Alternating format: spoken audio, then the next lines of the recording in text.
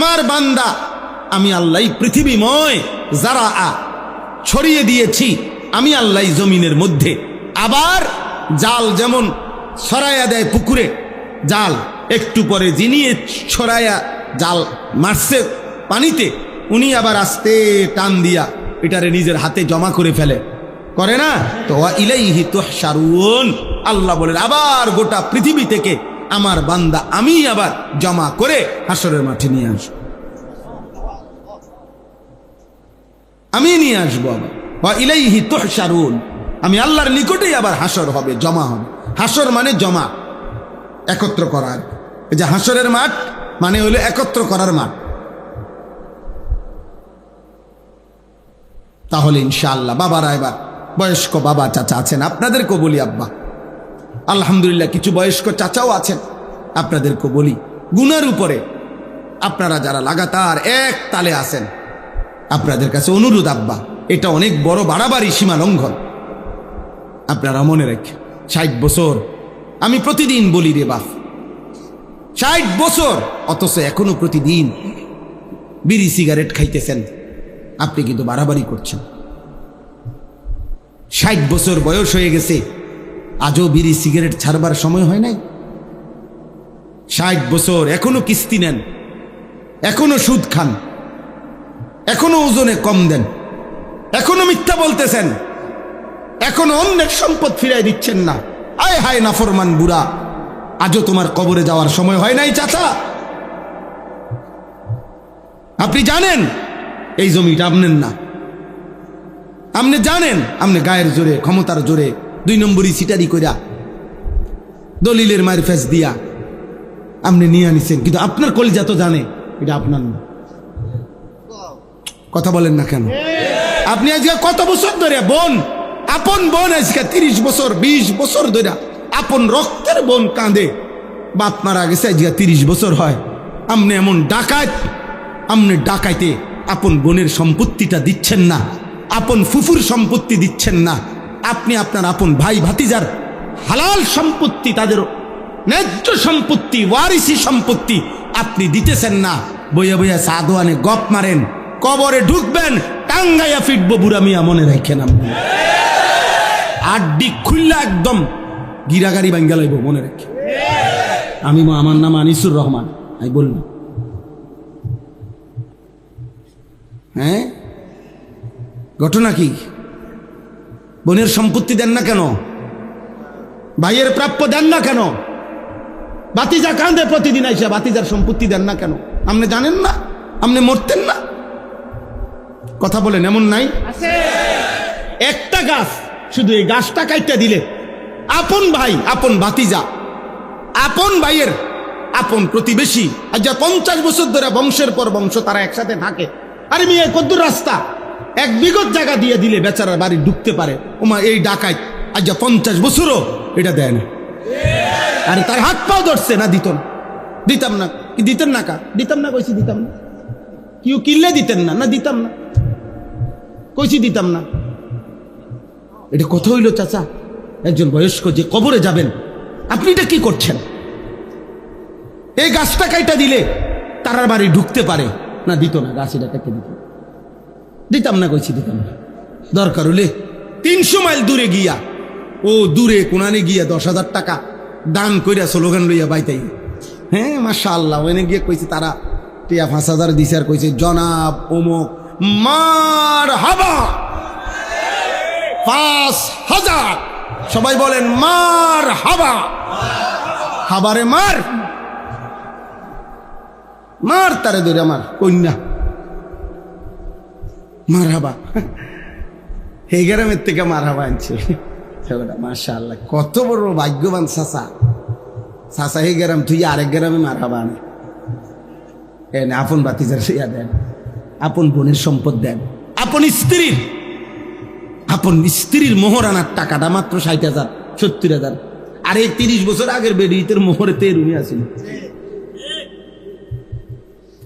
আমার ছোট বোন যে সময় বিয়ে দেই 2003 সালে, তো আমার আগের 2 বোন, আমি তখন একটু বুঝের, আমার বোনের বিবাহের মোহর নিয়ে কথা হইতেছে ছেলের বাড়িতে।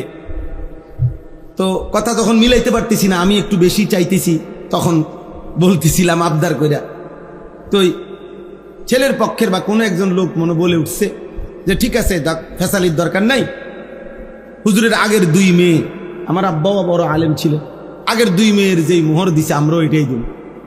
হ্যাঁ, এরপরে এটা বলতেই আমার আব্বা আমারে দিছে এবার দম, এই বেটা তুই ফুলাইন মানুষ, বেটা যা, বেশি ঝামেলা করস তুই বেটা। ঠিক আছে, আপনারা যেটা কইছেন এইটাই, মানে আপনারা কোনটা কইছেন এতক্ষণ। তো তারা বলছে 1 লাখ কত জানি মনে না কি 1 লাখে ধরেন, মনে নাই আমার খুব। তা এটা মাইন্না আব্বা আইসা পড়ছে। তা আমি আইসা বাসার মধ্যে মনটা খারাপ, যে আমারও ধমকও দিল আর আমার বোনের সমানও তো হইতে দিল না। আব্বাই তখন আমারে কইছে, বেডা ব্যাক কর, তোর আগের 2 বোনের মোহরানা 6000 করে বাড়ি, এটি আগের দিনের মোহর। আমার বোনেরা বড় সবাই, আগের বোনগুলা, বুঝছেন, তারার মোহর তুই ধরলে তো কিচ্ছু পাইতি না। এমন এমন স্ত্রীর মোহর সামান্য কয়টা টাকা, এবডি এই মোহরানার টাকাটা দেয় না, এমন পুরুষ আছে না? কেন দিলেন না চাচা? কেন দিবেন না? কেন দিবেন না? কেন? তাই বেডিরে তো সবই দিছি। কিতা সব দিছেন? ভাতের থালা, ভাত কতটি দিছেন আর কিতা? আল্লাহ আমাদেরকে বুঝ দান করেন, ফিকির করেন বাবা। আল্লাহ যাকে হায়াত লম্বা দিছেন তাকে তো আল্লাহ তাআলা ইবাদতের সুযোগ দিছেন। সুযোগ দিছেন না বাপ? আল্লাহই তো সুযোগ দিছেন আপনাকে। আল্লাহ 60 বছর হায়াত দিলেন, 70 বছর দিলেন, মাশাআল্লাহ, কত লম্বা হায়াত দিছেন। প্রতিদিন কত জওয়ান মরে যায়, কত কোলের বাচ্চা কবরে যায়। আহা, একটা আইসিইউর অভাবে এখন কত বাচ্চা হামে আক্রান্ত আমাদের বাংলাদেশ। একটা আইসিইউর মানে একটা আইসিইউতে ঢুকাবে, আইসিইউর ব্যবস্থাপনা নাই, পায় না। কালকে পত্রিকা আসছে, একটা বাপ একটা কোলের বাচ্চা বুকে জড়াইয়া রাখছে। এই বাপটা 7টা হসপিটালে আইসিইউর তালাশে পাগলের মতো দৌড়াইতেছে। এই সময় তার মোবাইলে কল আসছে, আপনার বাচ্চা মারা গেছে, বাচ্চাটা নিয়ে যান। আমার মাদ্রাসার একজন শিক্ষক, এই 15 দিন হয়, ভালো আলেম মাওলানা, পরে 8 মাসের বাচ্চা এই হামে আক্রান্ত হইয়া আপনার আইসিইউ আমি সহ খুঁজছি। আমি নিজে, আমার পরিচিত কত ডাক্তার আছে, ওনাগুলোর কথা বলছি, ঢাকায় মোহাম্মদপুর, শ্যামলী, ওইখানে পর্যন্ত খবর নিছি। কয় যে হুজুর আইসিইউ মিলাই, এই চাইতেছি হুজুর, চাইতেছি, চেষ্টা করছে। সর্বশেষ একটা হসপিটালে মিলাইছে কুমিল্লা। আপনার বিশ্বাস করেন, বাচ্চাটাকে এরকম ঘরটা, এই যে ঘর, এটা দেখা যায় হসপিটাল, এখান পর্যন্ত আনছে, মানে এখন শুধু নামাবে, এই সময় বাচ্চাটা মারা গেছে। মানে আর ঢুকাইতে পারছে না, দেখা যায়, মানে হসপিটালটা দেখা যাইতেছে, মানে এরা রেডি করে রাখছে সব, ওরাও দাঁড়ায় রয়েছে, মানে নামাইবো অ্যাম্বুলেন্স থেকে। এই সময় বাচ্চাটা মারা গেছে। এই আর মনে হয় 1.5 মিনিটও লাগবে না, 2 মিনিটের।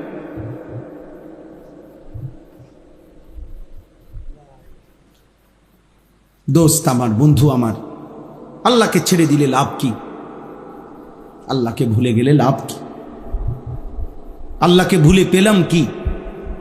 নামাজ না পড়ে আমাদের জীবনের অর্জন কি?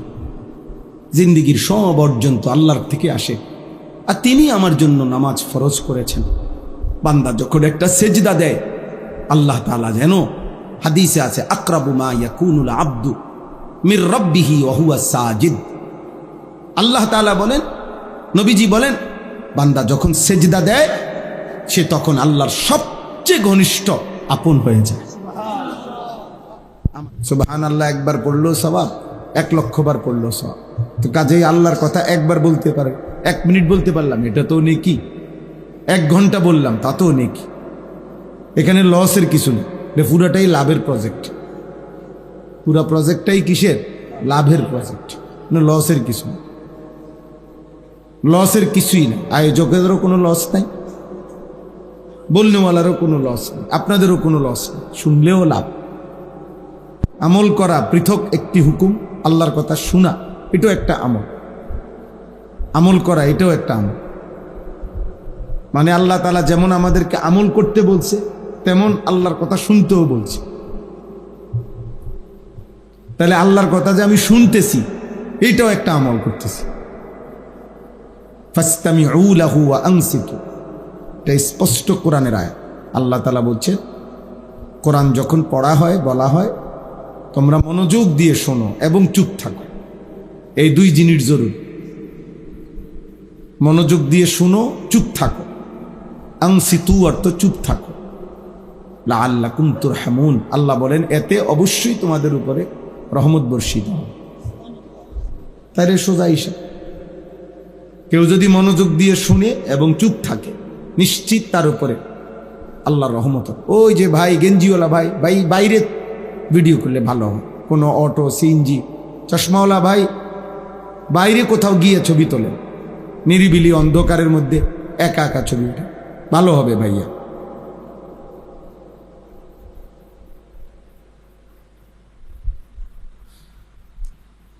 যাদের বেশি তোমার আগ্রহ আছে, আলহামদুলিল্লাহ এখন প্রতিদিন গরু বাজার বসে, কষ্ট করে যাইয়া গরু বাজারের এই মাথার থেকে ওই মাথায় সবগুলো গরুর পৃথক পৃথক ছবি তুললে এবং নিজে প্রত্যেকটা গরুর সাথে একটা ছবি উঠাইলে অনেক সুন্দর হবে।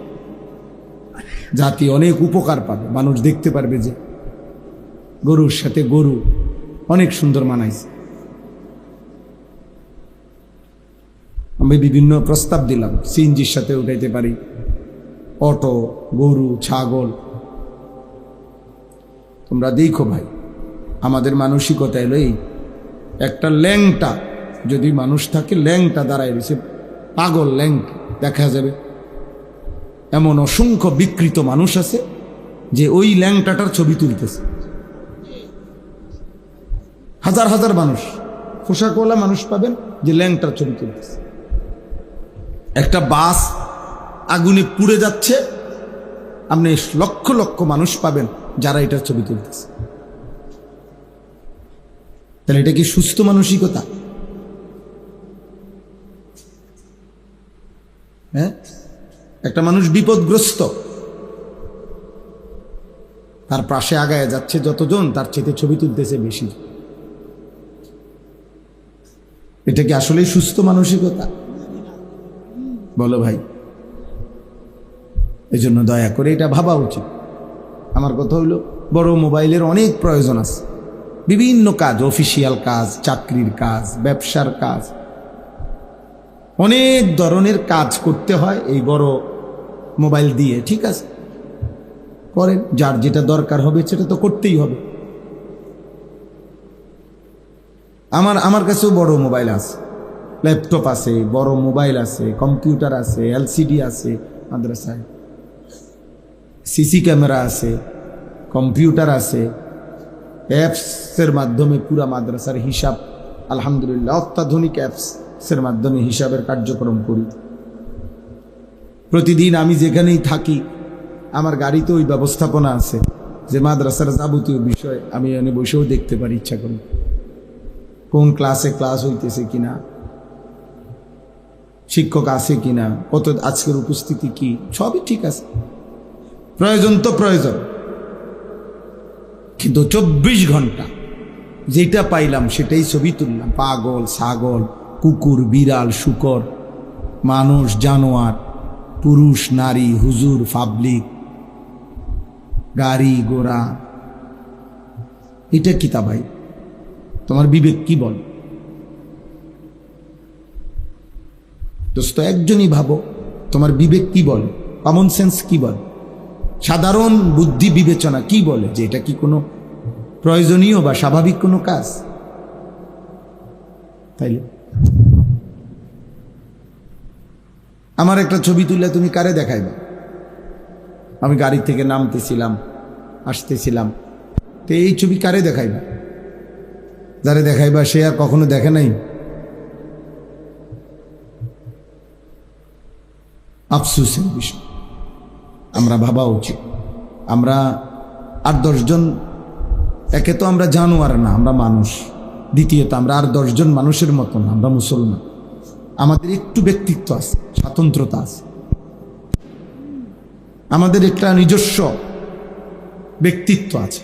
আমরা মুসলমান, আমাদের হাঁটা চলা, কথাবার্তা, আচরণ, উচ্চারণ সব কিছুই একটু ভিন্নত।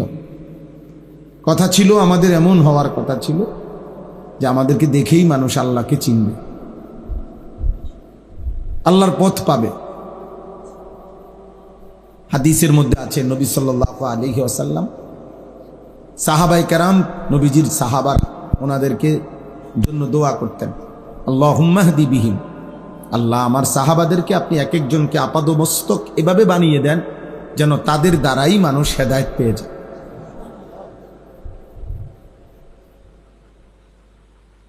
রাসূলুল্লাহ সাল্লাল্লাহু আলাইহি সাল্লাম হযরত মুআবিয়া রাদিয়াল্লাহু তাআলা আনহুর জন্য দোয়া করছেন, আল্লাহুম্মা জাআলহু হাদিয়ান মাহদিয়ান ওয়াহদি বিহি, আল্লাহ আমার এই সাহাবীকে হাদি, পথ প্রদর্শনকারী বানিয়ে দেন এবং সে নিজেও যেন পথের উপরে থাকে এমন বানিয়ে দেন, এবং তাকে দেখেই মানুষ যেন হেদায়েত পায় এমন বানিয়ে দেন। এরকম বহু সাহাবীর কাছে জন্য নবী দোয়া করছেন।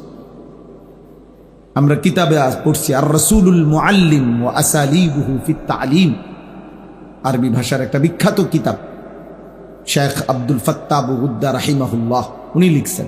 ওই কিতাবে আছে আমাদের প্রিয় নবী সাল্লাল্লাহু আলাইহি সাল্লামের 23 বছরের জীবনে যদি একটি মুজিজাও না থাকতো, অলৌকিক কিছু নাও থাকতো, শুধু নবীজির সাহাবাদেরকে পৃথিবীবাসী যদি পরীক্ষা করে, যেই কোনো সাহাবীকে দেখেই প্রমাণিত হবে রাসূলুল্লাহ সাল্লাল্লাহু আলাইহি সাল্লামই হচ্ছেন সর্বশ্রেষ্ঠ নবী। কারণ যার হাতে এমন সুন্দর মানুষ তৈরি হয়েছে, এমন উত্তম মানুষ যার পবিত্র ছোঁয়ায় তৈরি হয়েছে, এটাই তার নবুয়তের শ্রেষ্ঠ প্রমাণ, এটাই তার নবুয়তের শ্রেষ্ঠ। আজকে আফসোস আব্বা, আজকে যদি ভিনদেশি কেউ এসে দেখতে চায় যে মুসলিম যুব সমাজ, আর আমরা যদি তোমাদেরকে দেখাই, আব্বা বলো না, অথবা সাহাবায়ে কেরাম কবর থেকে আইসা যদি জিজ্ঞাসা করে তোমাদের আমল তোমরা কি মেহনত করলা, চাই তোমাদের যুব সমাজ তোমরা দেখাও, তোমগরে দেখাইলে আমরা কিভাবে বুঝাবো যে মাথার চুল থেকে পায়ের নখ পর্যন্ত ইসলামের চিহ্ন কোথায়? বলো না ভাই। সারাদিনে এক ওয়াক্ত নামাজ পড়ো নাই যে, তাকে দেখাইয়া কেমনে প্রমাণ করব তুমি মুসলমান? এক বছরে যে কোনোদিন 5 ওয়াক্ত নামাজ পড়তে পারো নাই, তোমারে দিয়ে কেমনে প্রমাণ করব? কারে বুঝাবো তুমি মুসলমান? নবী সাল্লাল্লাহু আলাইহি সাল্লাম বলেছে, মান তারাকা সালাতাম মুতাআম্মিদান ফাকাদ কাফার, ইচ্ছা করে যে নামাজ ছেড়ে দেয়, ফাকাদ কাফারা, সে কুফরি করল, ফাকাদ কাফারা।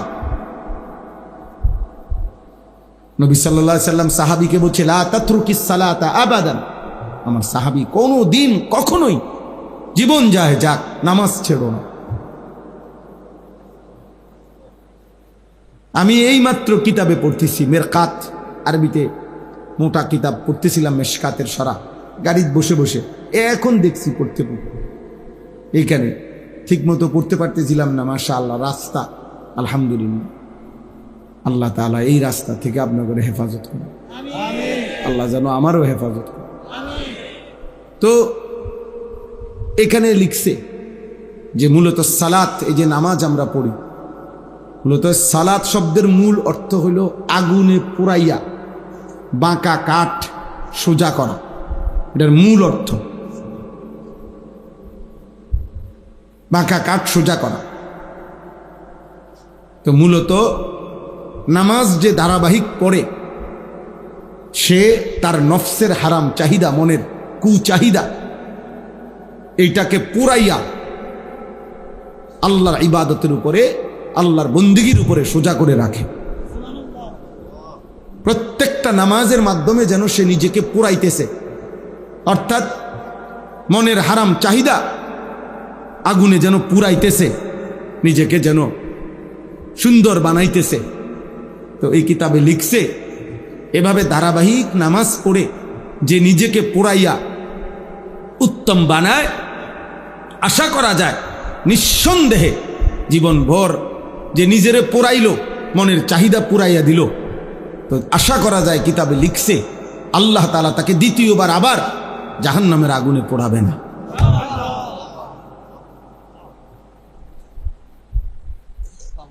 কি সুন্দর কথা, চিন্তা করে। আজ যে প্রতি ওয়াক্ত নামাজের মাধ্যমে যেন নিজেকে পুরাইল, গুনার চাহিদা নিজের থেকে পুরে পুরে শস করে দিল, আল্লাহ তাআলা তাকে দ্বিতীয়বার জাহান্নামের আগুনে পোড়াবেন নামাজের বরকতে। এই জন্য দোস্ত, বক্তা যদি চাইতে আসছো তো বক্তা আলহামদুলিল্লাহ তো দেখলাম। তোমরা যারা বেনামাজি এখন তোমরা তাহলে তো চলে জ্বালিয়ে পারো,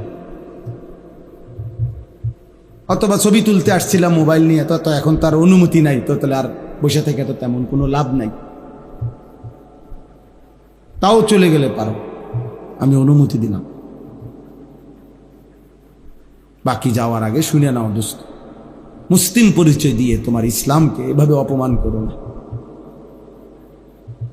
নবীজি সাল্লাল্লাহু আলাইহি সাল্লামের উম্মত পরিচয় দিয়ে আমার নবীর 23 বছরের চোখের পানিকে এভাবে অপমান করো না। আমার নবীর তায়েফের রক্তকে এভাবে বেইজ্জতি করো না। তিনি অনেক কাঁদছিলেন আমাদের জন্য,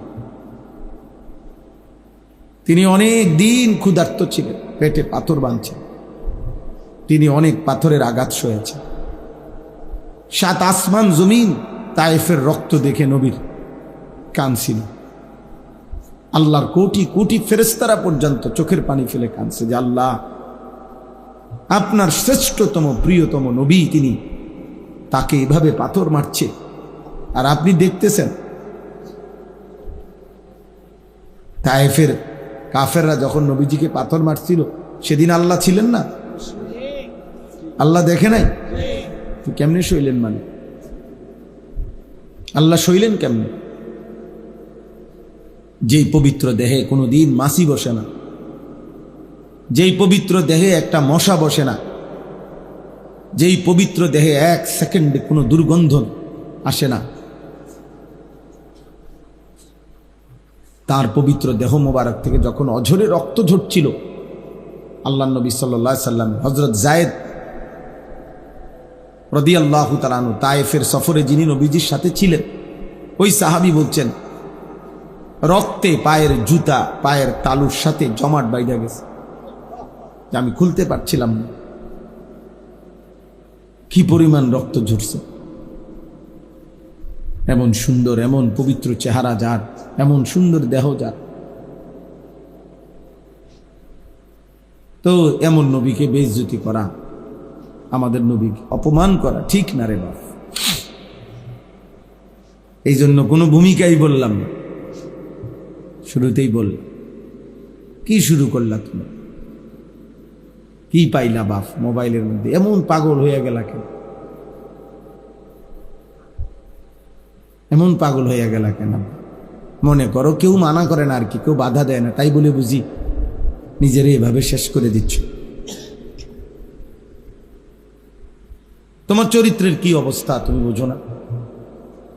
এত নারী দেখলে, এত ছবি দেখলে, এত অশ্লীল দৃশ্য দেখলে, এত উলঙ্গ ছবি দেখলে বাপ, মানুষ কি হয়? মানুষের চরিত্রটা কি হয়? শরীরের সক্ষমতাটা কি হয়? তুমি বোঝো না আব্বা? মনে করো কেউ বাধা দিতে পারলো না আর কি, বাপে পারলো না, মায় পারলো না, তোমার সাথে এই সমাজের কেউ বাধা দিতে পারলো না, কিন্তু নিজেকে তুমি কি করছো? নিজের জীবন এভাবে শেষ করে দিচ্ছ কেন? কোরআনুল কারীমের মধ্যে আল্লাহ তাআলা বলেন, ওয়ালা তুলকু বিআইদিকুম ইলা তাহলুকা, হে আমার বান্দাগণ, নিজেকে তোমরা নিজে ধ্বংসের দিকে ঠেলে দিও না। কোরআনের আয়াত। আল্লাহ বলছেন, নবীজি বলছেন, ওয়া ইন্না লিজাসাদিকা আলাইকা হাক্কান, তোমার শরীরের তোমার নিকটে হক আছে, তোমার শরীর তুমি বরবাদ করে দিও।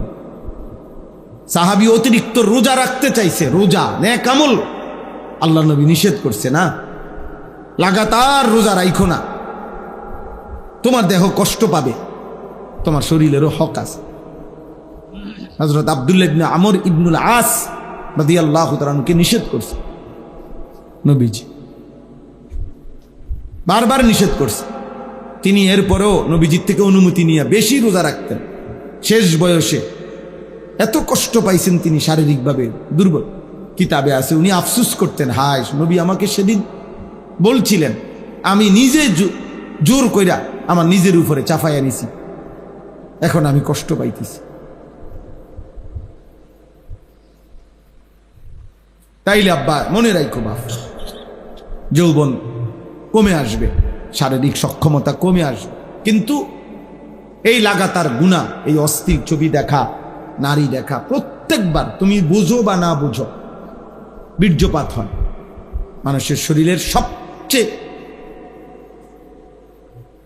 শক্তিশালী বস্তু তার শরীরের বীর্য। অতএব সেটা তোমার অজান্তেও ক্ষয় হয়। আখিরাত তো নষ্ট হবেই হবে, কবরে কষ্ট তো পাবাই, আখিরাতের জাহান্নামের কষ্ট তো আব্বা পাইবাই। কিন্তু খোদার কসম, এই কোরআন হাতে নিয়ে বললাম, দুনিয়ার জীবনটাও কষ্ট পাইবে। পরিণত বয়সে, উপযুক্ত বয়সে শারীরিক সক্ষমতার অভাবে তোমার জীবনটাই দুনিয়াতেই জাহান্নামের টুকরা হয়ে যায়।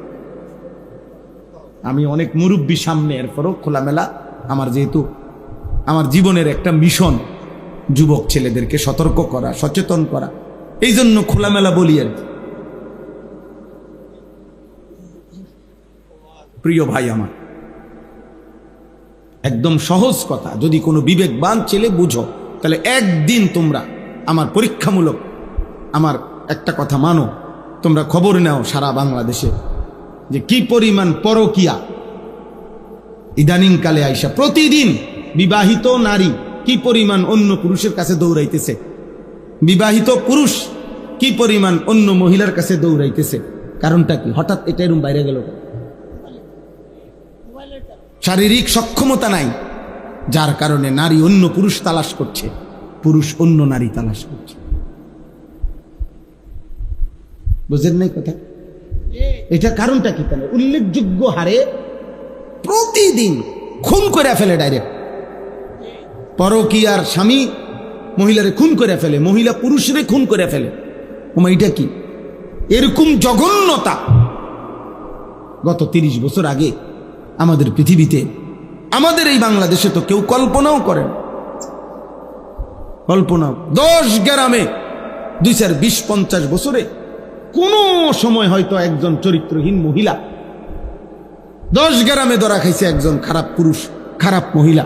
গ্রামবাসী মিনিটের ভিতরে একত্র হইয়া তারে গ্রাম ছাড়া করছে, এলাকা ছাড়া করে দিছে, চুল কাইটা মাথা ন্যাড়া কইরা সবার সামনে মেলের মধ্যে বিচার করাইয়া নাকে খত দিয়া এরপরে তারে গ্রাম ছাড়া করছে যে তুই অসৎ, তুই আরেক বেডির ঘরে উকি দিছত কেন? এরকম ছিল না? কই গেল সেই সমাজ? তাহলে প্রতিদিন পত্রিকার শুধু যে খবরগুলো আসে, পত্রিকায়, নিউজে, মিডিয়াতে, চ্যানেলে, সংবাদ যে বিভিন্ন চ্যানেলে পড়ে, ওখানে খবর নাও ভাই। বিষয়টা কি? বিষয়টা হলো এই গুনাহ, এই মোবাইলের নারী দেখা, ছবি দেখা, অশ্লীল দৃশ্য দেখা, যার ফলে সে নিজেও জানে না। আমার কাছে কিতাব আছে, আর কেমনে বললে বুঝবা?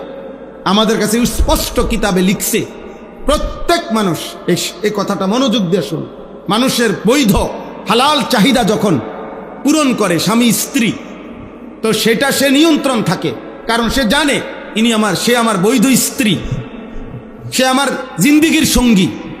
কিন্তু হারাম যখনই যে যেখানে নিজের হাত দ্বারা হারাম চাহিদা পূরণ করুক, অশ্লীল দৃশ্য দেখে পূরণ করুক, আর হারাম নারীর সাথে হারাম প্রেম, হারাম সম্পর্কের মাধ্যমে পূরণ করুক, ওই নাফরমান, ওই মানুষরূপী জানোয়ার, ওই চরিত্রহীনের নিয়ন্ত্রণ থাকে না।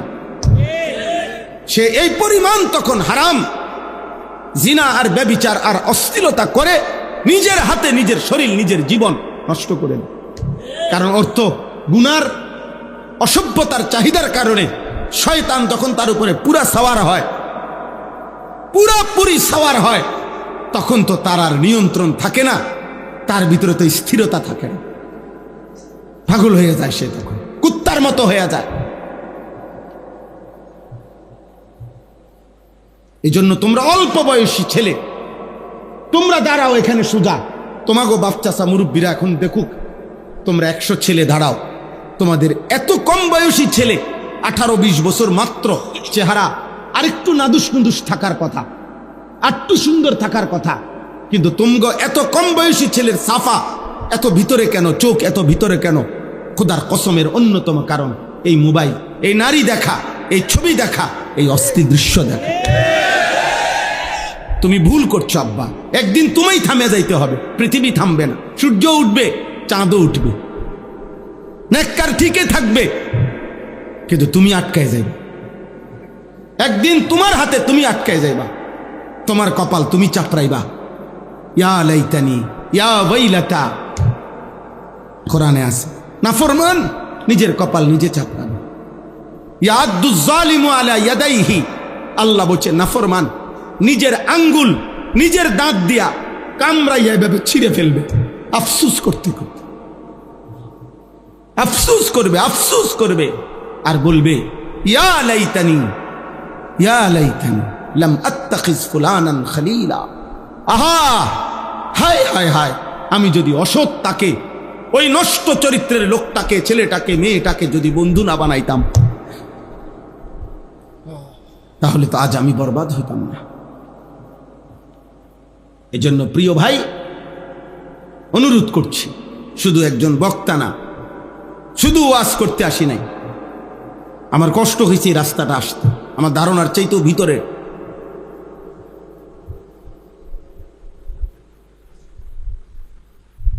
এই জন্য আমরা অনুরোধ করলাম, তোমরা যে কয়জন ছেলে মাশাআল্লাহ আসছো বাবা, সবাই একসাথে বদলাবে না, সবাই একসাথে বদলাবে না, কেউ একজন বদলাও, তুমি তোমার জন্য বদলাও, তোমার ভালোর জন্য।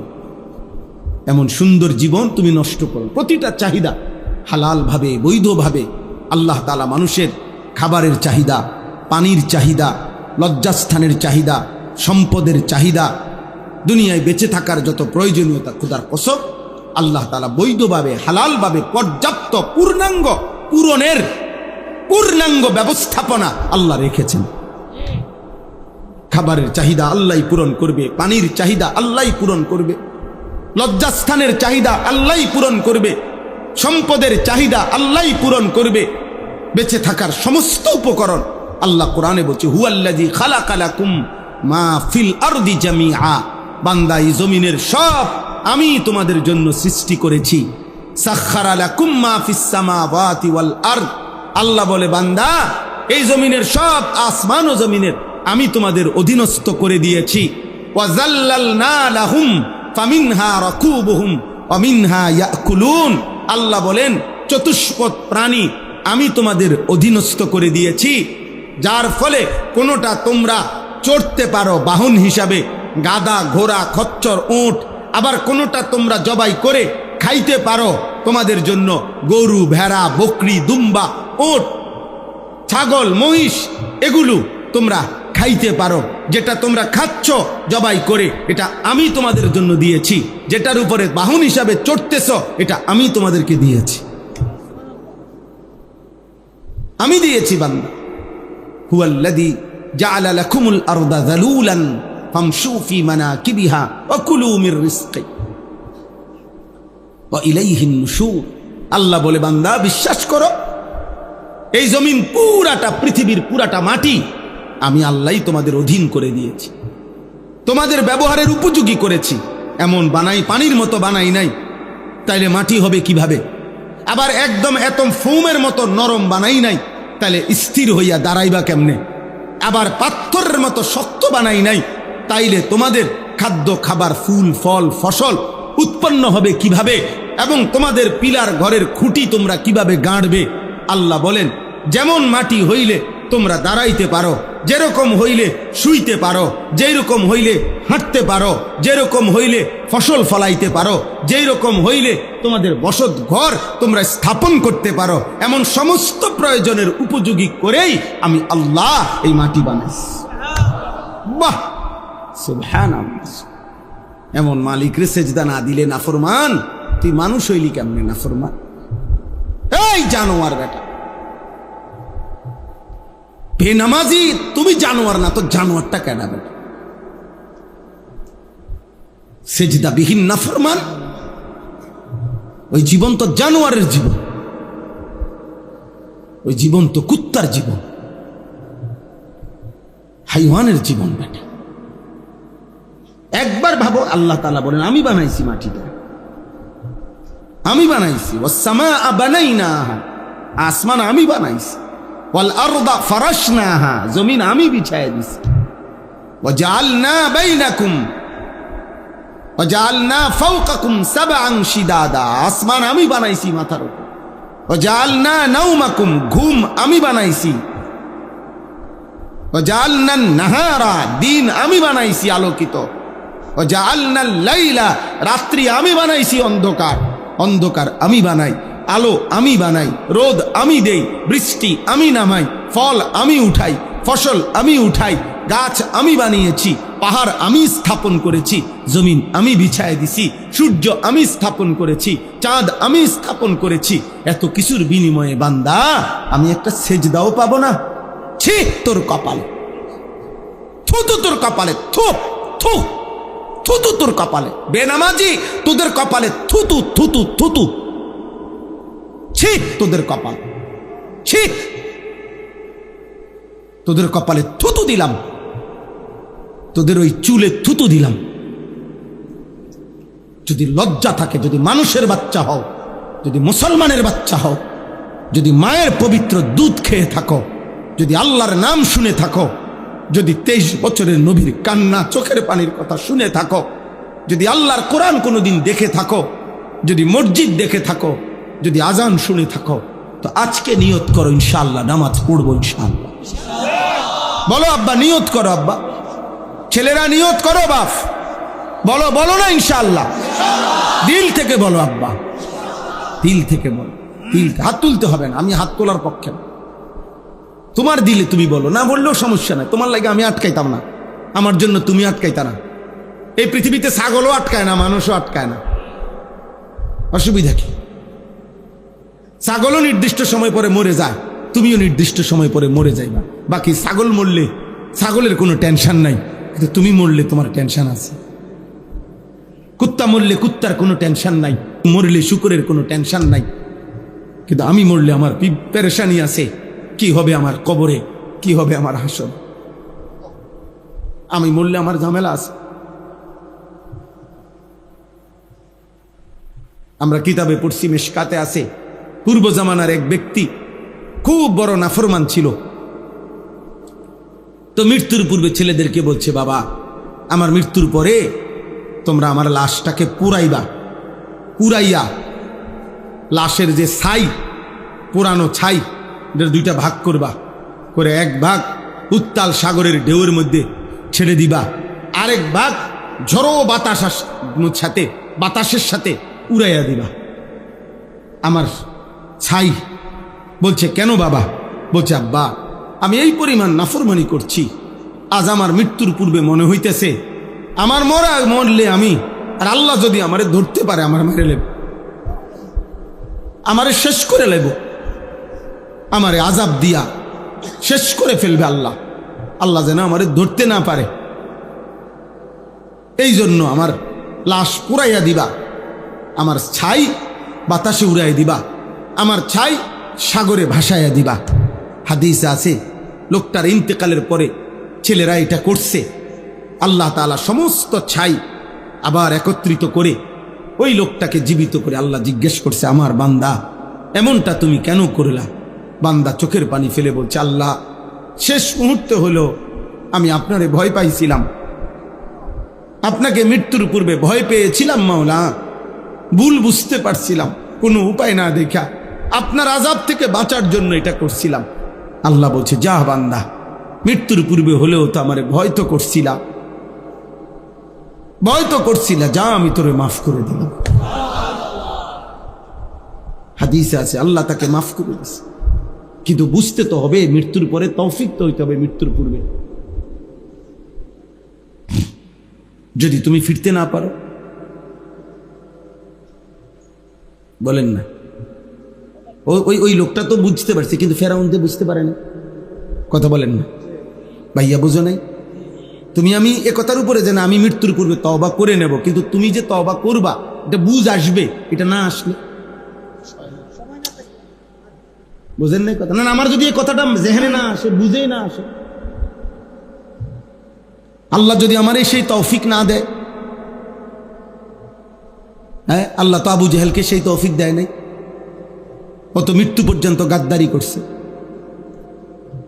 হাদিসের মধ্যে আছে, বুখারীর রওয়ায়াত, আবু জেহেল বদরের যুদ্ধের দিন তাকে হত্যা করছে ছোট ছোট দুই ভাই। আমরা শুনছি না এটা, কত ঘটনা এটা শুনছি। ওইখানে আছে হাদিসের মধ্যে হযরত আব্দুল্লাহ ইবনে মাসউদ রাদিয়াল্লাহু তাআলা আনহু তার কল্লা কাটছে আবু জেহেলের। এই কল্লা কাটবার মুহূর্তে শেষ অবিহি রামাক, বুখারীর ইবারত হলো আবু জেহেলের নিঃশ্বাস শেষ অবস্থা, নিঃশ্বাস আর জায়গা জায়গা। এই সময় আব্দুল্লাহ ইবনে মাসউদ রাদিয়াল্লাহু তাআলা আনহু তার এরকম, এটারে কি কয়, মানে কণ্ঠনালীর এখানে পাও দিয়া, মানে পাও দিয়া মানে ফাড়া দিয়া তারে বলছে, লাকাদ আখজাকাল্লাহ ইয়া আদুওয়াল্লাহ, হে আল্লাহর দুশমন, আল্লাহ তোরে বেইজ্জতি করলো তো, কম তো অহংকার করস নাই, আজ অপমান হলি তো। এই তখন আবু জেহেল এই বেঈমান, এজন্য কিতাবের মধ্যে আছে আবু জেহেল ফেরাউনের চাইতে নিকৃষ্ট ছিল। জানেন, আবু জেহেল ফেরাউনের চাইতে জঘন্য ছিল। কেন? এই সময় সে দুইটা কথা বলছে। এক নাম্বার বলছে আব্দুল্লাহ ইবনে মাসউদ সাহাবীকে বলছে, শোন বেটা, আমি মরে যাচ্ছি, কিন্তু তুই তো বলতে পারবি যে আমার চাইতে বড় সর্দার, হ্যাঁ, আর কেউ আসেনি এই পুরা বদরের মাঠে, এত বড় সর্দার রে যে তুই মারতে পারছ, এটা তো তোর কৃতিত্ব। দেখছিস ডাকাইতে কি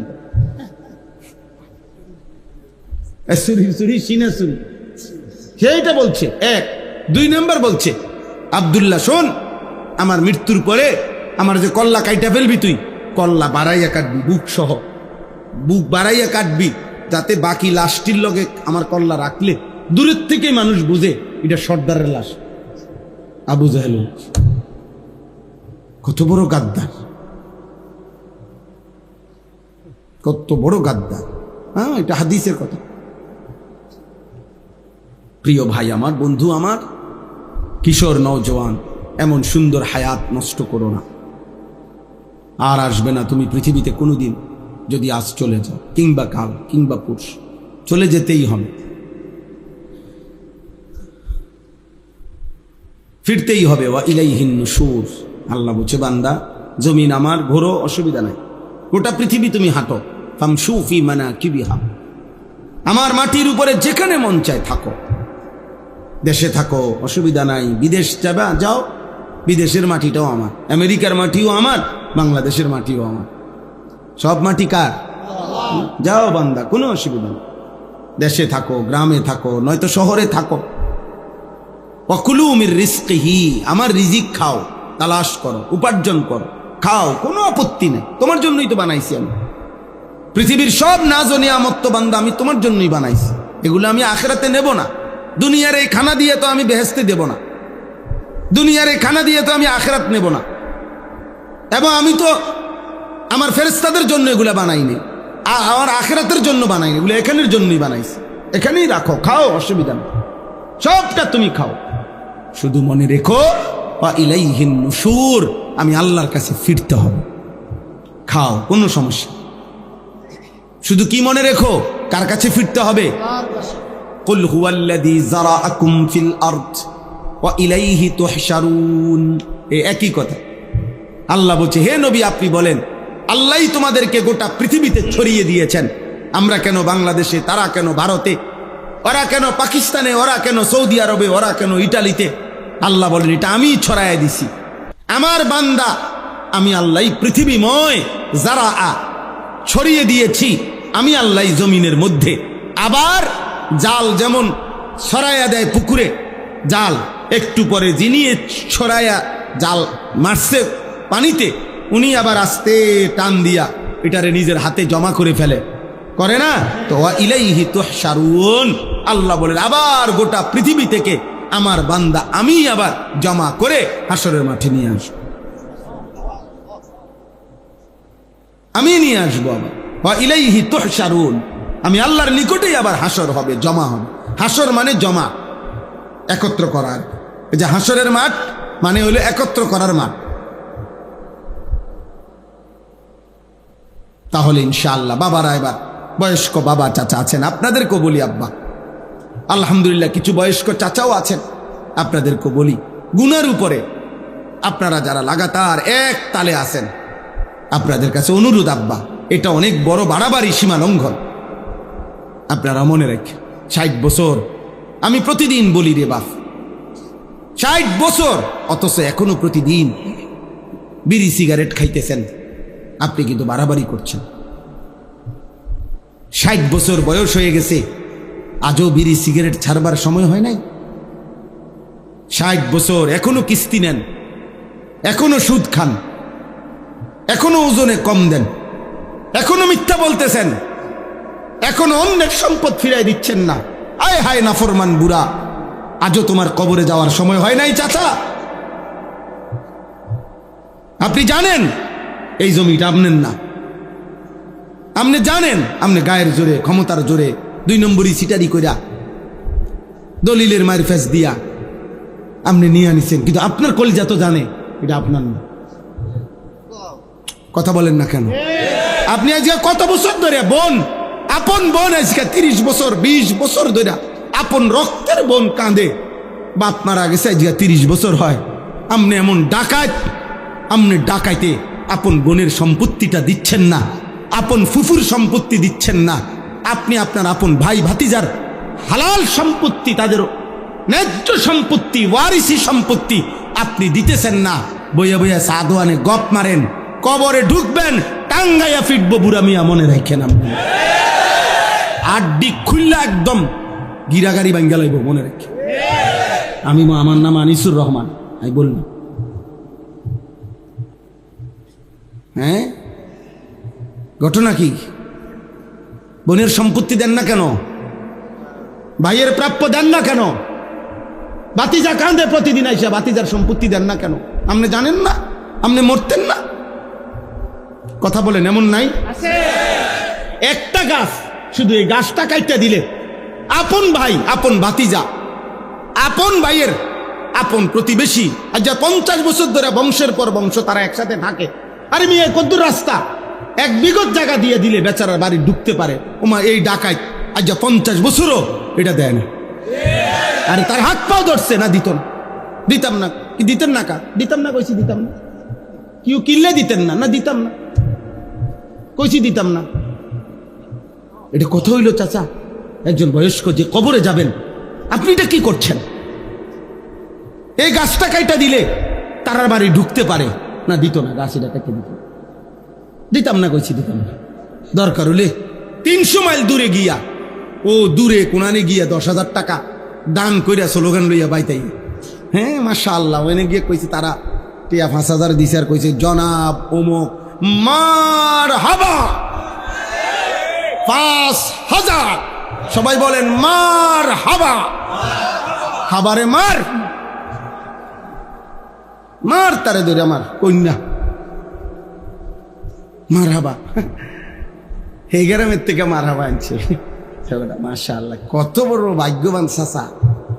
চাচা এই গ্রাম তুই আরেক গ্রামে মারহাবা আনে, এনে আপন বাতিজার ইয়া দেন, আপন বোনের সম্পদ দেন, আপন স্ত্রীর মোহর আনার টাকাটা মাত্র 60,000 70,000। আর এই 30 বছর আগের বেডিতের মোহরে তেরুমি আছিল। আমার ছোট বোন যে সময় বিয়ে দেই 2003 সালে, তো আমার আগের 2 বোন, আমি তখন একটু বুঝের, আমার বোনের বিবাহের মোহর নিয়ে কথা হইতেছে ছেলের বাড়িতে। তো কথা তখন মিলাইতে পারতেছি না, আমি একটু বেশি চাইতেছি, তখন বলতেছিলাম আবদার কইরা। তো ছেলের পক্ষের বা কোনো একজন লোক মনে বলে উঠছে যে ঠিক আছে, ফেসালির দরকার নাই। হুজুরের আগের 2 মেয়ে, আমার আব্বাও বড় আলেম ছিল, আগের 2 মেয়ের যেই মোহর দিছে আমরাও এটাই দিন। হ্যাঁ, এরপরে এটা বলতেই আমার আব্বা আমারে দিছে এবার দম, এই বেটা তুই ফুলাইন মানুষ বেটা যা, বেশি ঝামেলা করস তুই বেটা। ঠিক আছে আপনারা যেটা কইছেন এইটা, মানে আপনারা কোনটা কইছেন এতক্ষণ, তো তারা বলছে 1 লাখ কত জানি মনে না কি 1 লাখে ধরেন মনে নাই আমার খুব। তা এইটা মাইন না আব্বা আইসা পড়ছে। তা আমি আইসা বাসার মধ্যে মনটা খারাপ যে আমার ধমকও দিল আর আমার বোনের সমানও তো হইতে দিল না। আব্বাই তখন আমারে কইছে, বেডা ব্যাক কল, তোর আগের 2 বোনের মোহরানা 6000 করে বাড়ি, এটি আগের দিনের মোহর। আমার বোনেরা বড় সবাই, আগের বোনগুলা বুঝছেন, তারার মোহর তুই ধরলে তো কিচ্ছু পাইতি না। এমন এমন স্ত্রীর মোহর সামান্য কয়টা টাকা, এবডি এই মোহরানার টাকাটা দেয় না, এমন পুরুষ আছে না? কেন দিলেন না চাচা? কেন দিবেন না? কেন দিবেন না? কেন? তাই বেডিরে তো সবই দিছি। কিতা সব দিছেন? ভাতের তালা, ভাত কতটি দিছেন আর কিতা? আল্লাহ আমাদেরকে বুঝ দান করেন, ফিকির করেন বাবা। আল্লাহ যাকে হায়াত লম্বা দিছেন তাকে তো আল্লাহ তাআলা ইবাদতের সুযোগ দিছেন। সুযোগ দিছেন না বাপ? আল্লাহই তো সুযোগ দিছেন আপনাকে। আল্লাহ 60 বছর হায়াত দিলেন, 70 বছর দিলেন, মাশাআল্লাহ কত লম্বা হায়াত দিছেন। প্রতিদিন কত জওয়ান মরে যায়, কত কোলের বাচ্চা কবরে যায়। আহা, একটা আইসিইউর অভাবে এখন কত বাচ্চা হামে আক্রান্ত আমাদের বাংলাদেশ। একটা আইসিইউর মানে একটা আইসিইউতে ঢুকাবে, আইসিইউর ব্যবস্থাপনা নাই, পায় না। কালকে পত্রিকা আসছে, একটা বাপ একটা কোলের বাচ্চা বুকে জড়াইয়া রাখছে। এই বাপটা 7টা হসপিটালে আইসিইউর তালাশে পাগলের মতো দৌড়াইতেছে। এই সময়ে তার মোবাইলে কল আসছে, আপনার বাচ্চা মারা গেছে, বাচ্চাটা নিয়ে যান। আমার মাদ্রাসার একজন শিক্ষক, এই 15 দিন হয়, ভালো আলেম মাওলানা, ওরে 8 মাসের বাচ্চা এই হামে আক্রান্ত হইয়া আপনার আইসিইউ আমি সহ খুঁজছি। আমি নিজে, আমার পরিচিত কত ডাক্তার আছে ওনাগুলোর কথা বলছি, ঢাকায় মোহাম্মদপুর, শ্যামলী, ওইখানে পর্যন্ত খবর নিছি। কয় যে হুজুর আইসিইউ মিলাই, এই চাইতেছি হুজুর, চাইতেছি, চেষ্টা করছে। সর্বশেষ একটা হসপিটালে মিলাইছে কুমিল্লা। আপনার বিশ্বাস করেন, বাচ্চাটাকে এরকম ঘরটা, এই যে ঘর, এটা দেখা যায় হসপিটাল, এখান পর্যন্ত আনছে, মানে এখন শুধু নামাবে, এই সময় বাচ্চাটা মারা গেছে। মানে আর ঢুকাইতে পারছে না, দেখা যায়, মানে হসপিটালটা দেখা যাইতেছে, মানে এরা রেডি করে রাখছে সব, ওরাও দাঁড়ায় রয়েছে, মানে নামাইবো অ্যাম্বুলেন্স থেকে। এই সময় বাচ্চাটা মারা গেছে। এই আর মনে 1.5 মিনিটও লাগবে না, 2 মিনিটের।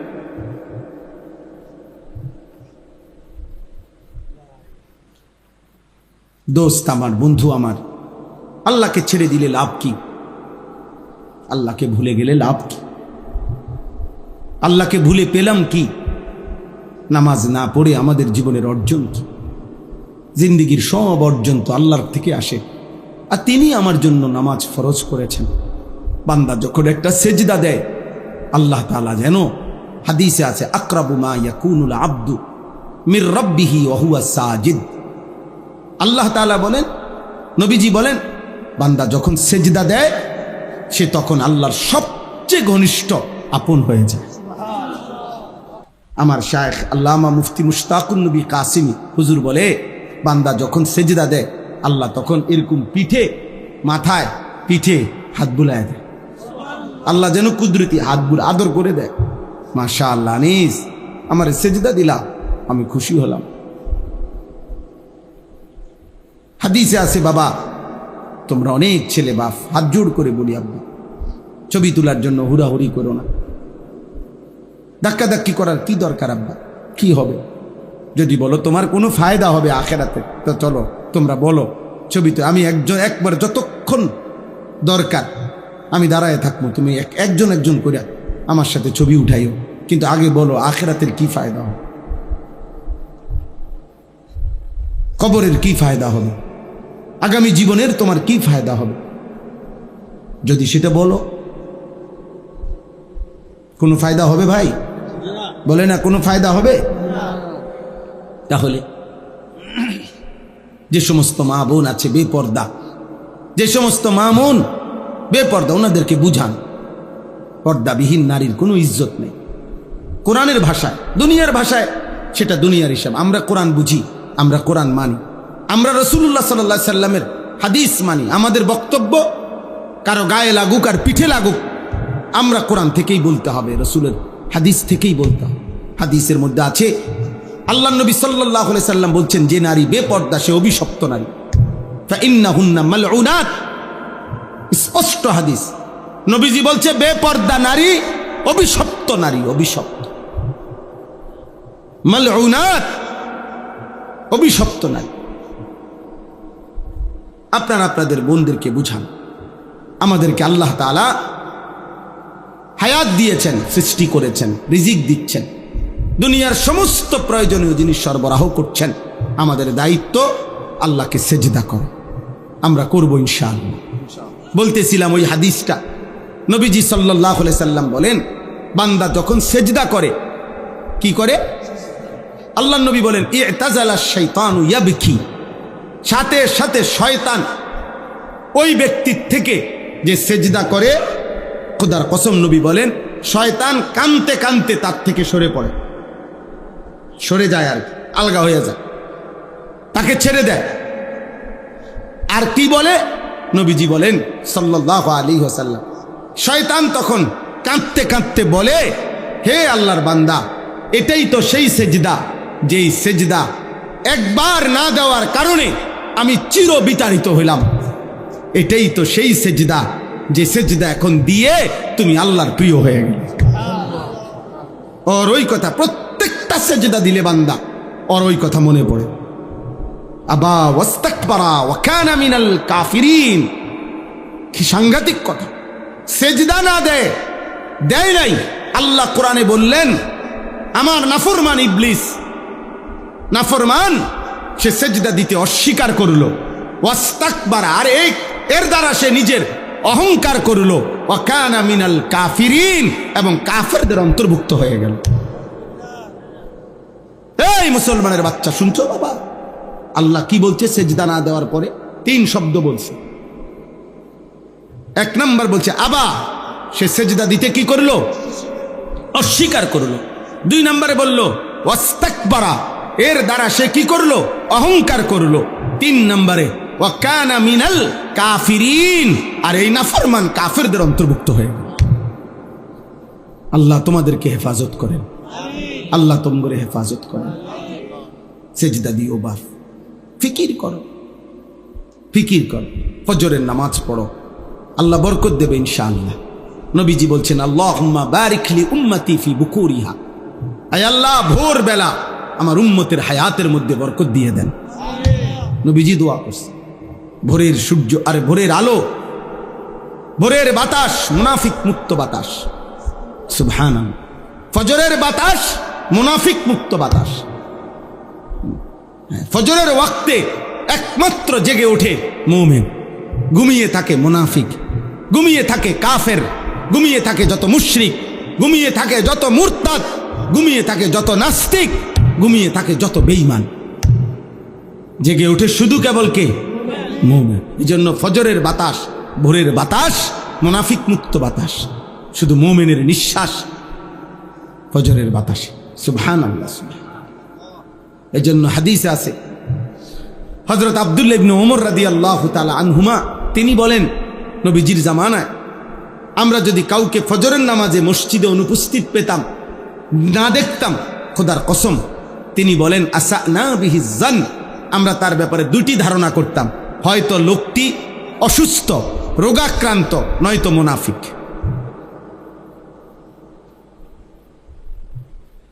হযরত উবাই ইবনে কাব, বিখ্যাত সাহাবী রাদিয়াল্লাহু তাআলা আনহু বলেন, নবীজি কারো ঈমানের ব্যাপারে সন্দেহ করলে, মুনাফিক ভাবলে, খোদার কসম তিনি বলেন, নবীজি তাকে ফজরের নামাজে তালাশ করতেন।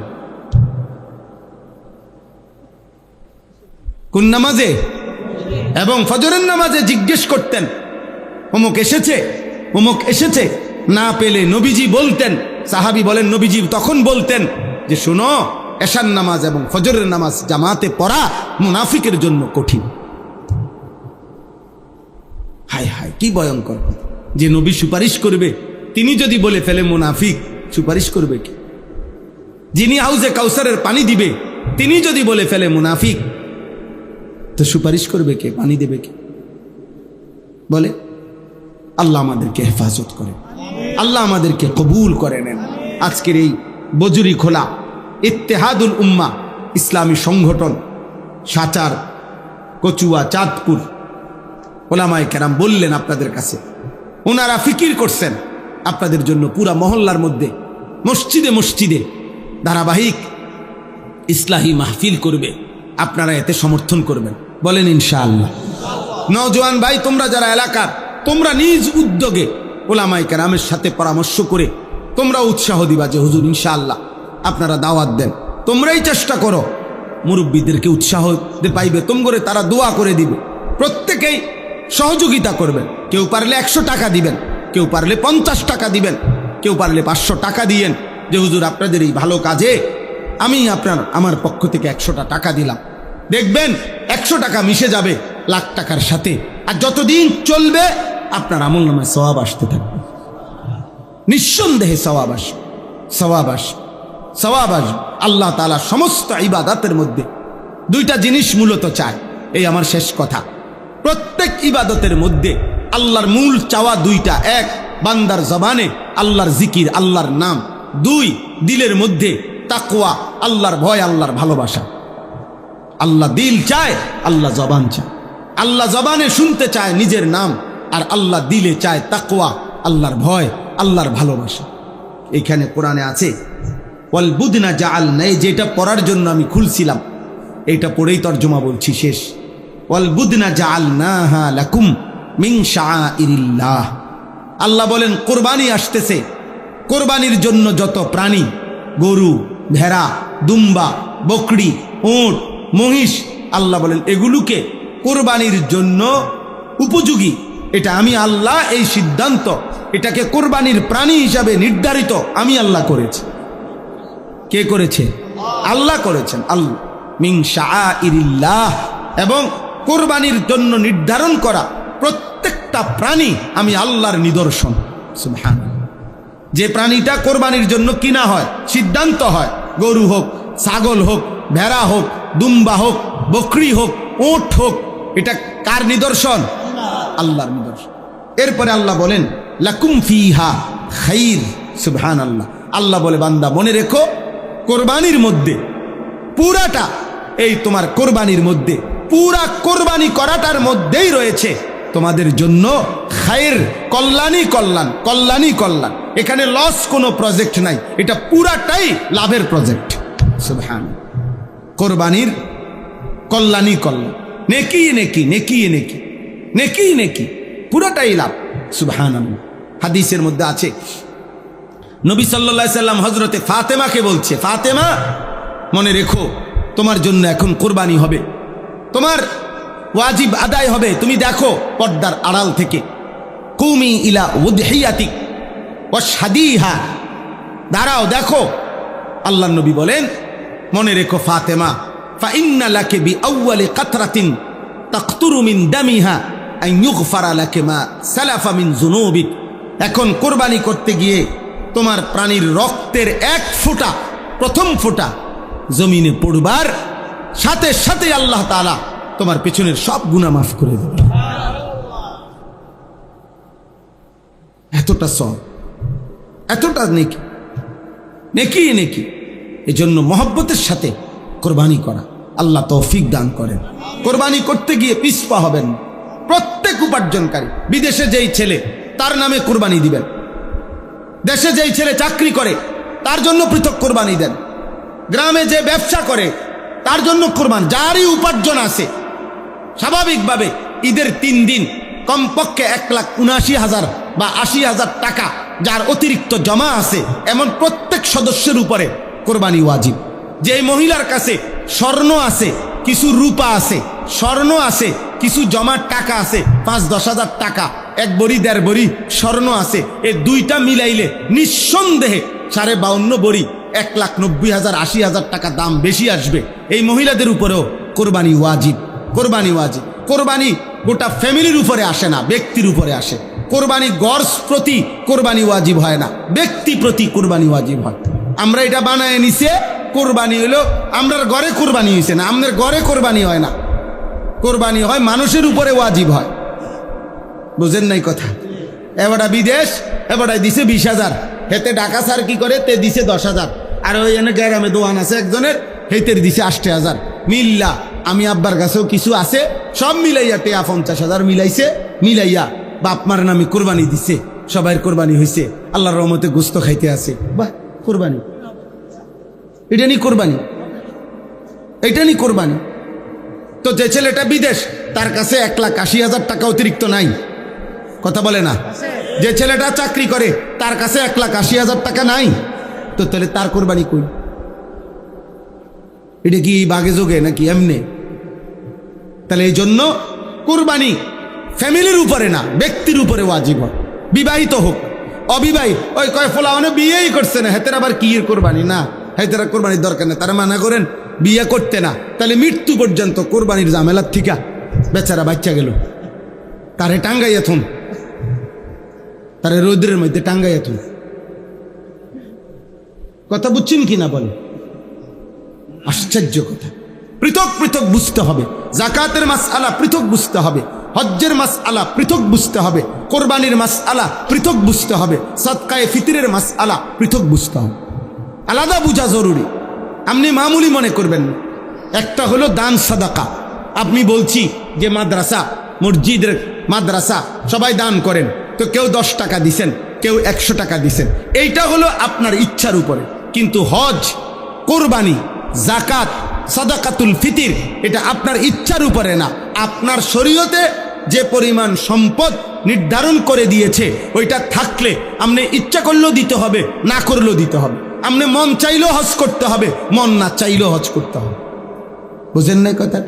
হুজুর দোয়া করেন, আল্লাহর রহমত বিদেশ পাঠাইছি, তারা আস্তে আস্তে লাইন ফাইন হইতে আছে, তারা যদি দয়া কইরা তাগুর উপরে যদি খোদায় দয়া করে, তারা যদি বাফেরে হজ করায়, তাইলে গেলাম, হইলে নাইলে যাইতাম না। এসব ফাঁকনা আলাপ, এসব সিহন আলাপ, এটা শরীয়ত না, এটা শরীয়ত না।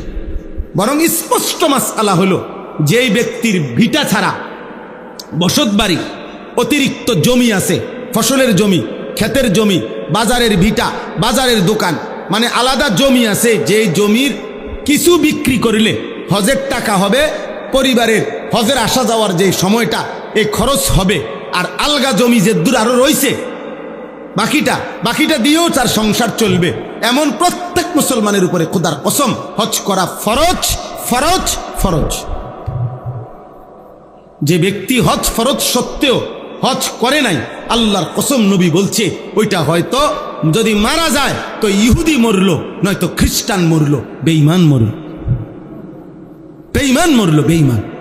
আমি আপনাদেরকে একদম উদাহরণ বলি, মনে করেন এটা আমার বসত, অতিরিক্ত এখানে আমার আলগা 10 শতক জমি আছে, ক্ষেতের জমি হোক, ফসলের জমি হোক, চাষাবাদের জমি হোক, বুঝছেননি কথাটা? ওইখান থেকে 3 শতক বিক্রি করলে, 4 শতক বিক্রি করলে মনে করেন হজের টাকা হবে 6.5 লাখ টাকা হজের। এখন মনে করেন সংসার চলতে লাগবে 1.5 লাখ, 1.5 মাসে ধরে নিলাম 8 লাখ। এই জমি যদি একাংশ বিক্রি করলে ধরেন 8 লাখ টাকা আপনার ব্যবস্থা হবে, আর বাকি আরো জমি আছে যেটা দিয়ে আপনার ফ্যামিলি চলবে। এই লোকের যদি আর ব্যবসা নাই, বাজার নাই, বিদেশে ফুত নাই, চাকরি নাই, শুধু বসত আর এই জমি দূর আছে, যে দূরের কিছু বেচলে হজের টাকা হয়, এই এমন প্রত্যেক মুসলমানের উপরে হজ করা ফরজ, ফরজ। আর না করে মরলে এটা বেঈমান মারা গেছে, নবী বলছে। নবী বলছে এটা হয় ইহুদি মরলো, নয় খ্রিস্টান। আমার কিছু আসে যায়। ফালিয়ামুত ইনশা ইয়াহুদিজ্ঞান বা ইনশা নাসরানিজ্ঞান। মুসলমান মরলো না, মুরব্বীরা বইয়া বইয়া সাদোয়ানে ফাঁকনা আলাপ করে, বিড়ি খায় আর বন খায় আর গপ মারে। হ্যাঁ হ্যাঁ, গপ মারে। কইতে তো সুন্দর লাগে হুজুর, আমি না বুঝি 3 ফুট বিদেশ পাঠাইতে কত কষ্ট হয়েছে। না কি এর কষ্ট? 6 লাখ নিছেন এমনি, 6 লাখ নিছেন সুদে, আমরা জানি না কষ্ট কি? তা আবার সুদের টাকার মধ্যে আবার কষ্ট কি? হারাম খায় নিছেন, হারাম নিছেন। আমি বিদেশ হারাম বলি না, আমি তো একটু আগেই বলছি, আল্লাহ বলছে আমার জমিন সব, তুমি যেখানে মন চায় থাকো, কোনো অসুবিধা নাই। কিন্তু হারাম এখানেও হারাম, বিদেশেও হারাম। হারাম কিনা বলেন না কেন? যেটা হারাম এটা সর্বাবস্থায় হারাম কিনা?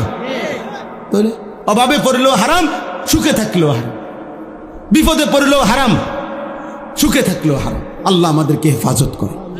অতএব আমি সংক্ষেপে বলে দিছি, বাকি হজ্জের মাসআলা আরো বুঝেন।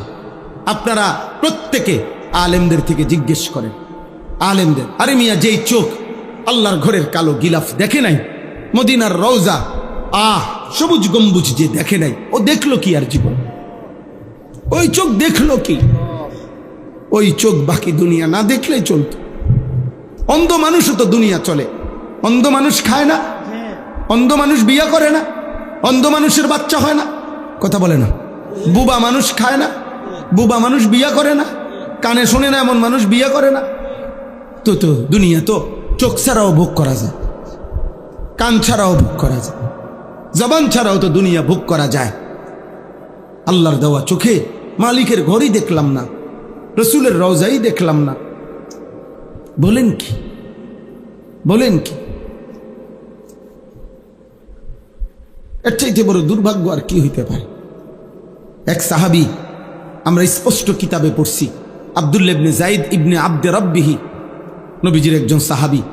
নবীজি যেদিন ইন্তেকাল করছেন মদিনায়, সেদিন তিনি দুই হাত তুলে আল্লাহকে বলছিলেন, আল্লাহ এই চোখ দিয়ে যেহেতু নবীকে আর দেখব না, এই চোখে আমি আর দেখতে চাই না। এই কান দিয়ে যেহেতু আমার নবীর কথা আর শুনবো না, এই কানে আর কিছুই শুনতে চাই না। স্পষ্ট কিতাবে আছে এই সাহাবী আর কোনোদিন মৃত্যু পর্যন্ত চোখেও দেখে নাই, কানেও শুনে নাই। নবীজির ইন্তেকালের আব্দুল্লাহ ইবনে যায়েদ ইবনে আব্দে রব্বিহি, ইনি সেই সাহাবী যিনি স্বপ্নে আজান শুনছে, দেখছে। সর্বপ্রথম আজান যেই সাহাবী দেখছে, স্বপ্নে শিখাইছে ওনারে এই সাহাবী, এই আব্দুল্লাহ ইবনে যায়েদ ইবনে আব্দে রব্বিহি। এই ইনি নবীজির ইন্তেকালের দিন আল্লাহরে বইলা চোখের দৃষ্টি নিয়ে সরাই, কানের শক্তি সরাই, লাগবে না মামরা, ওই চোখ আর লাগবে না, ওই কান লাগবে না, যে চোখ বন্ধুকে দেখবো না। আর আমরা বুড়া মানুষ, হায়াত শেষ হয়ে যাইতেছে, আজও মালিকের ঘরে যাওয়ার মোহব্বত আসে। বইয়া বইয়া শুধু নাতিগারে বিয়া করাইব, নাতির ঘরের ফুতিরি বিয়া করাইব, নাতিরে এই বইয়া বইয়া ফালতু দুনিয়া। দুনিয়া বুড়া মানুষ সোজা হইয়া গেছে, খাটে পড়ে গেছে, আমি চোখে দেখছি মিয়া। আহ আহ আর এই জমির এই হিসাব, এই একটা ধরলাম, মাসআলা বললাম, এটা চিন্তা করলে কত মুসলমানের উপরে হজ খরচ। এমন জমিওয়ালা কি এক দুইজন? কথা বলে না কেন? হুদা 10 শতক, 30 শতক জমি, 50 শতক জমি, এরম মানুষ অভাব আছে মিয়া? জমির একটা কোনা বেচলে 3 বার হজ করতে পারবো, 3 বার হজ করে নিতে পারবো। এবার 60 বছরে একবার জীবনে ফরজ হজ, ওমা কল্পনায়ও আসে না। ওমা কি তাও কর, অনুমাই এখন বিয়া দিয়ে সারছি না, হাল মারে এমনি লাভ মার, আও কি কর, অনুসো লাগা বিদেশ পাঠাইছি না, কদ্দুর গদ্দুয়ার করছি না, কদ্দুর জমি জামা কিনুন না, অনু কদ্দুর গুছাইতে পারছি না। এত সকাল কি এর হজ না?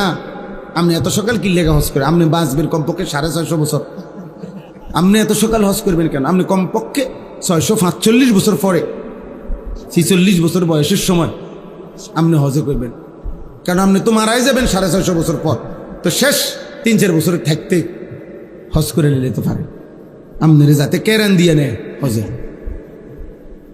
যত দুর্বল বুঝছেন, এই প্রতি বছর হজ্জে উমরায় গেলে দেখি, এই আপনার যত দুর্বল, সবচেয়ে বেশি দুর্বল মানুষ আমগো বাংলাদেশ।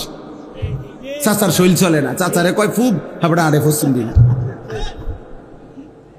বিশ্বাস করেন না, মানে একবারে সম্পূর্ণ টেম্পার হারাইয়া, আর মানে শৈলের আর কোনো মেয়াদে নাই। এই মেয়াদ উত্তীর্ণ যেটা এবারে যায় আল্লাহর আর কুলাইতে পারেন। হজ তো পরিশ্রমের ইবাদত। হজ কিসের ইবাদত? পরিশ্রমে। তো 70 বছরের বুড়া মিয়ারে ফাটাইলেন কেন? আল্লাহ তাআলা আমাদেরকে তৌফিক দান করেন, আল্লাহ আমাদেরকে কবুল করে নেন।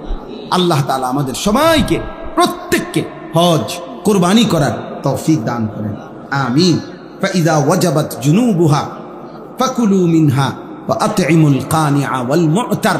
আল্লাহ বলে কুরবানি যখন পূর্ণ হয়ে যায়, প্রাণী জবাই হয়ে যায়, বান্দা আমার কোনো আর ফাযকুরু ইসমাল্লাহি আলাইহা সাওয়াফা, কুরবানির সময় আমি আল্লাহর নাম নিও, আমার স্মরণ, আমার জিকির, তাকবীর, আল্লাহু আকবার, আমার স্মরণ কইরো। আর জবাই শেষ হলে তোমরা খাও, আত্মীয় স্বজন গরিব দুঃখীকে খাওয়াও। আমি আল্লাহই তোমাদেরকে অনুমতি দিয়েছি, আমার শুকর আদায় করো। সুবহানাল্লাহ। এরপরে আল্লাহ শেষ বলছে, লান ইয়ানালাল্লাহা লুহুমুহা ওয়ালা দিমাউহা ওয়ালাকিন ইয়ানালুহুত তাকওয়া মিনকুম। গোশত আমার লাগবে না, রক্তও আমার লাগবে না, তোমার দিলের মধ্যে তাকওয়া, আমার ভয় আছে কিনা, আমার ভালোবাসা আছে কিনা, আমি শুধু ওইটাই দেখব। জবানে শুনবো আমার নাম, দিলে দেখব আমার ভালোবাসা। সুবহানাল্লাহ। এই দুইটা যদি আমি পাই তা আমি বুঝে নিলাম আমারটা। এবার গোশত তোমারে দিয়া দিলাম, বান্দা তুমি গোশত খাও, স্বজন আত্মীয়কে খাওয়াও, গরিব দুঃখীকে খাওয়াও, আমারে শুধু আমার নাম শুনাও মুখে, দিলে আমার ভালোবাসা দেখাও। জিকির এবং তাকওয়া, জিকির এবং কি? তাহলে কোরবানি সামনে আসতেছে, আপনারা প্রত্যেকেই মহব্বতের সাথে খুশি খুশি, বিপদে পড়া ফেঁসে দাও, আর করম তো লাগবেই, চলতে তো ওই সমাজে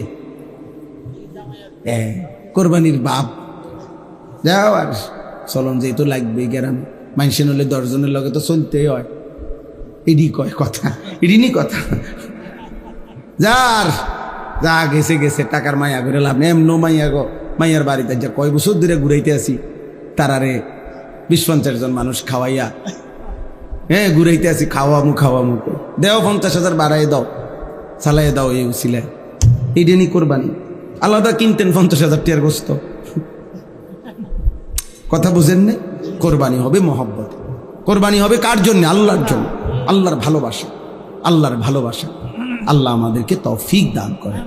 সবাই মহব্বতের সাথে নিজেদের স্ত্রী, যাদের সম্পদ আছে, স্বর্ণ আছে, টাকা আছে, নিজেদের সন্তানদের মধ্যে যারা উপার্জন করে, কোরবানি, নফল কোরবানি করে, নফল সামর্থ্য থাকলে কোরবানি করে। মানে এটাকে পেরেশানি মনে করবেন না, ঝামেলা মনে করবেন না, বলেন ইনশাআল্লাহ।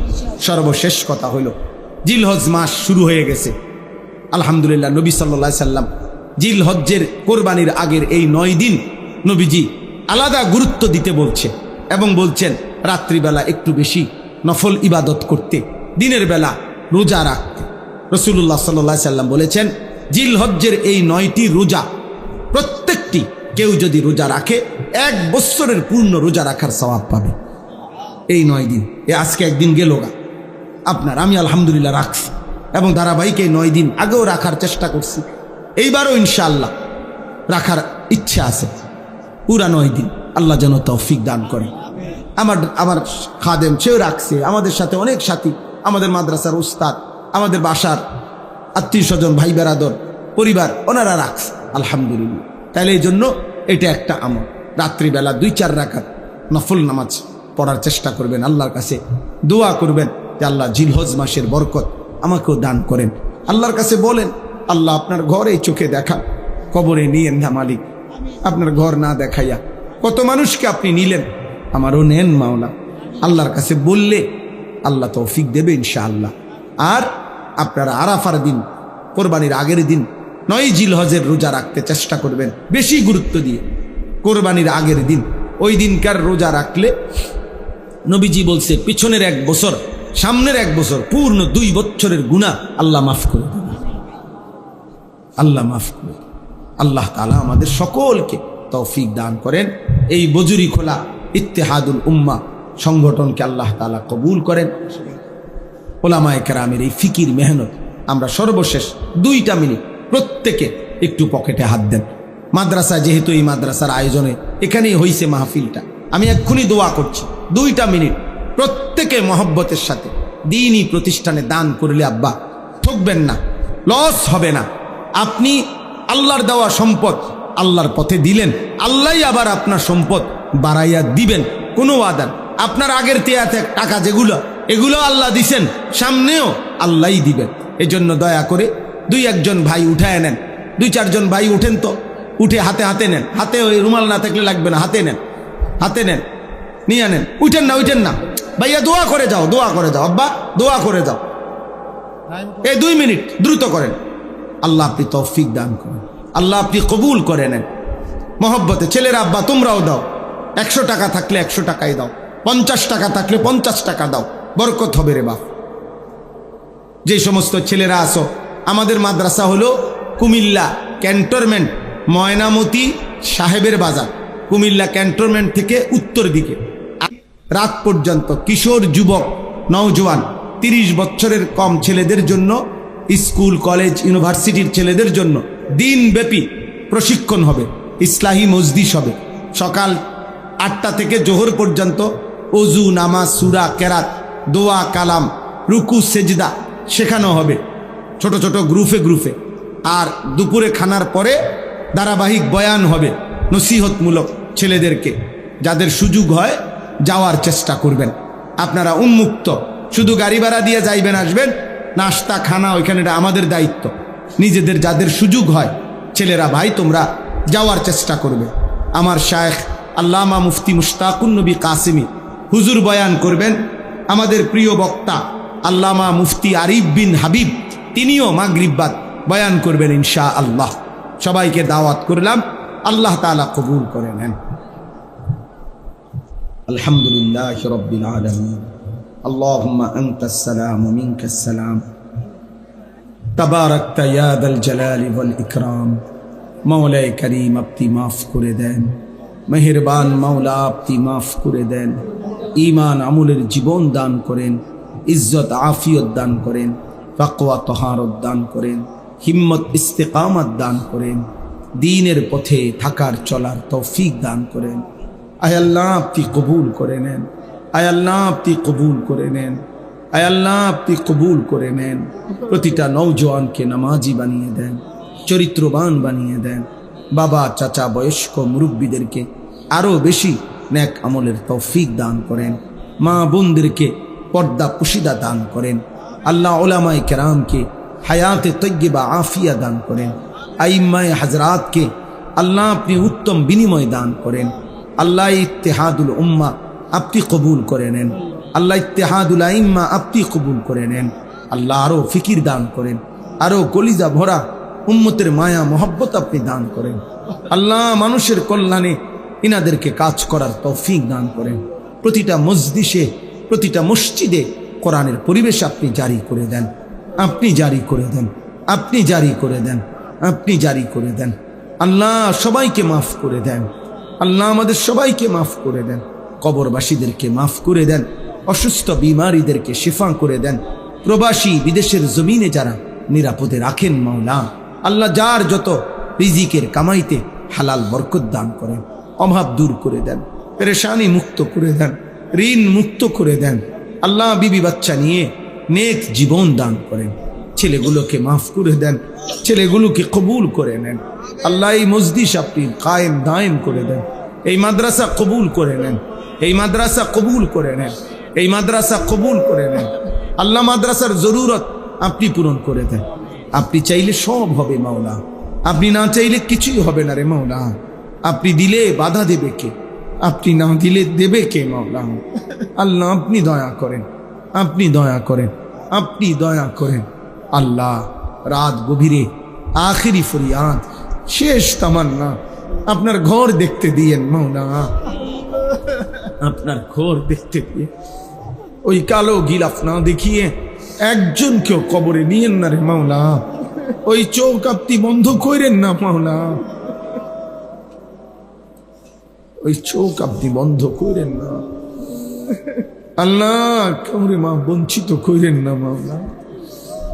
বন্ধুর রওজায় যাওয়ার তৌফিক দান করুন আল্লাহ। মদিনা কলিজার মধ্যে ভালোবাসা দিয়ে দেন, কাবার ভালোবাসা কলিজার মধ্যে দিয়ে দেন, কলিজার মধ্যে দিয়ে দেন। আমার লাখ লাখ বাবা চাচা মুরব্বীদেরকে তৌফিক দিয়ে দেন। জওয়ান যুবক ছেলেগুলোকে আপনার ঘর দেখবার তৌফিক দান করেন আল্লাহ। আপনি দয়া করেন। রব্বির হামহুমা কামা রব্বায়ানি সগীরা। সুবহান রাব্বিকা রব্বিল ইজ্জাতি আম্মা ইয়াসিফুন ওয়া সালামুন আলাল মুরসালিন ওয়ালহামদুলিল্লাহি রাব্বিল আলামিন। ভাইয়া আমি মুসাফা করব না, এই জন্য দয়া করে আমারে ধাক্কা ধাক্কি করলে হবে।